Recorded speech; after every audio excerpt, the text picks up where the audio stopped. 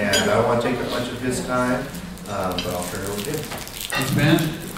Thank you all for coming today. Some of you I've seen here before, but a lot of you are new faces. As I mentioned, it's our first time over here at Table 100. All the others have been in the Madison area where our office is. And so one of the reasons why we moved over here was to get some new faces and make it easier for people in this area to take advantage of our monthly lunch and learn. So thank you for taking time out of your busy schedule today.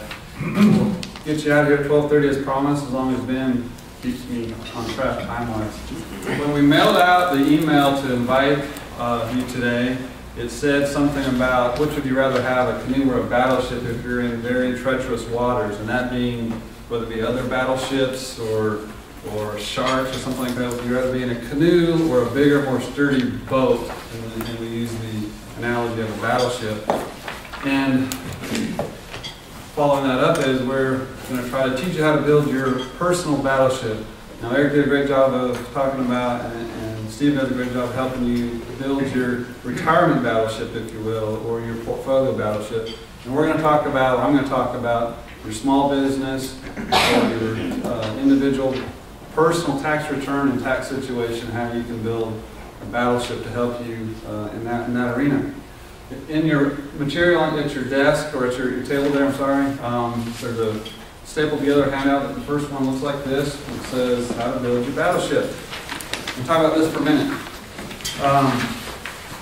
Now, even though it says business startup, these types of things should be looked at whether you're in business for a long time or just getting started. Just because you're an LLC right now or an S corporation or something else doesn't mean you can't change, and may not mean it's not a good idea to change. Or if you have an outdated record-keeping system in place, which we come across a lot, it's maybe time to look at that. And we always try to make things better at our office. And we were talking to our office staff recently, and we were asking them, why do we do this? And they said, because that's what we've always done. Well, that's what we did before we broke off from an old partner. I said, okay, give us more than that, because that doesn't work. You know, what's the purpose of this function or this form? And if it doesn't have a purpose, why do we spend time doing it? And just because it worked good then doesn't mean it's good now or useful now. So that type of analysis, even though your business may not be a new business, it may be something to look at. But in the case of starting a new business, first thing is to choose a business name, which that should be pretty simple. But then the next one, where we're going to spend a little more time later after we go through this list, is decide on a legal form of the business and then to register that business. And the different things, with the different steps to do that are listed below. First thing is you register with the Secretary of State. And there's a $50 filing fee to do that for most business types. You get a tax ID number with the IRS. You can do that online. It's pretty simple. Then register with the Department of Revenue, which used to be the State Tax Commission. How many people knew that they changed their name? The Mississippi Tax Commission changed their name to Department of Revenue. A few people? So yeah, they officially changed their name last year. So when you get the notice from the Department of Revenue, it's the same thing as the Tax Commission, but they changed their structure a little bit, but they did change their name. If you have employees, you need to register with the Department of Employment Services. And then depending on the type of business entity, there may be some elections forms to fill out, mainly at the IRS or federal level. So these are the steps that may need to take place. Next, set up a bank account. You should keep things separate from your personal. Get a business bank account. Get any proper license, a necessary license or permits in your city, or depending on, again, what your business is, to allow you to legally and properly perform your business service. Set up a proper or good record-keeping system. Last month, we talked about QuickBooks. That was last month, right? Sharon Mulder, many of you may know Sharon. She's our Small Business Service Department head. She does a great job. And we talked about QuickBooks and what your financial statements should look like and what they mean, stuff like that. And she does a great job, and we talk about that a lot in our seminars. But to have a good record-keeping system in place. And then to have a business plan and a marketing plan.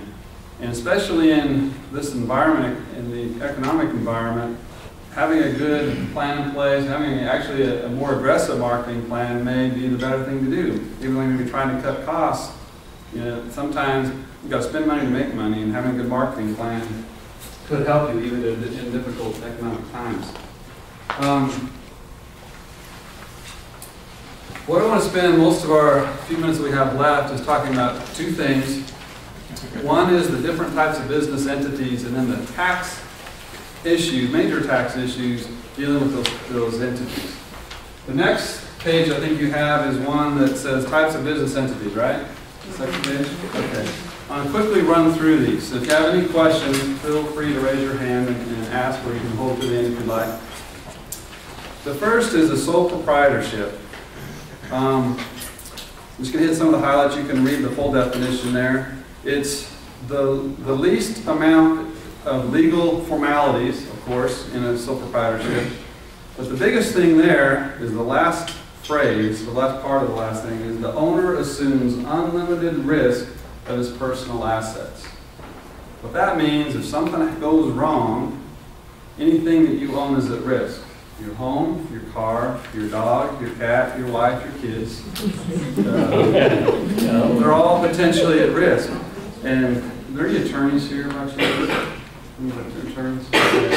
I wasn't going to make a joke. I was just going to say that even some of these entities, even though they give some legal protection, liability is a big issue in today's society, as you know. It's also, of course, the easiest way to start a business, to be a sole proprietor. How many people have always wanted to start their own business? Anybody? Is that like a desire to do? Well, you can do it right now. Just right now say, I want to start my own business. You're in business. That's all you have to do to be a sole proprietor. Just, I want to say I want to do it. Because there's no other formal action you have to take, generally speaking. So it's really easy to do, but you see the liability risk is huge.